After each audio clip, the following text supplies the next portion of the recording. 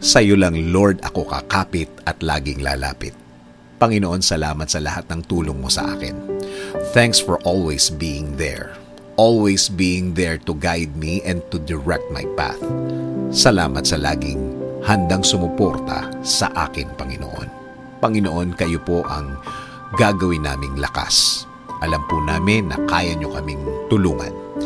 Kaya nyo kaming bigyan ng solusyon sa aming mga problema.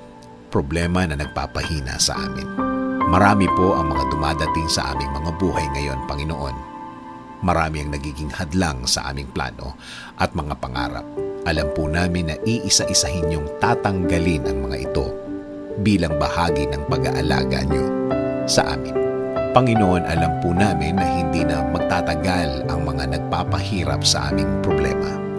We know these are just trials that will make us stronger as a believer. Hindi rin kami makikinig sa mundo na wala ng pag-asa ang aming kinalalagyan. Alam po namin na kayo ang pag-asa namin. Sa inyo kami kakapit at laging lalapit. Hindi kami makikinig sa kanilang mga salita, sa kanilang mga kwento, sa kanilang mga judgment. Sa halip, mas ikukwento namin ang inyong kabaitan at laging handang tumulong sa amin. Sasabihin din namin sa kanila, Panginoon, na hindi lang ngayon nyo kami tinulungan, kundi matagal na. At natulungan nyo na kami dati at alam namin na tutulungan nyo rin kami ulit, Lord. Kaya Panginoon, the more na mas maraming problema ang dumadating, the more na sa inyo kami titingin at magko-concentrate kaysa tumingin kami sa kinalalagyan namin. Mas titingin kami kung gaano kayo kalaki sa aming buhay. Alam namin, Lord, na ang mga araw na darating ay magiging iba. Ang mga araw na darating ay babago ng sitwasyon. Dahil alam namin, Panginoon, na uumpisahan nyo na ang pagtulong sa amin. Kaya ngayon pa lang, Panginoon, salamat.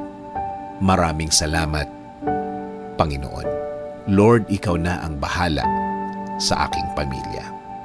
Lagi niyo po silang alagaan at protektahan. Ikaw na rin ang bahala sa aming bayan, Lord. Tuluyan niyo pa rin pong i-bless at pagalingin ngayon at sa mga darating na araw.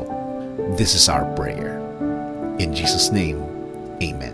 Sabi nga sa Psalm 37:4-6, Delight yourself in the Lord, and He will give you the desires of your heart. Commit your way to the Lord. Trust in Him, and He will act. He will bring forth your righteousness as the light and your justice as the noonday.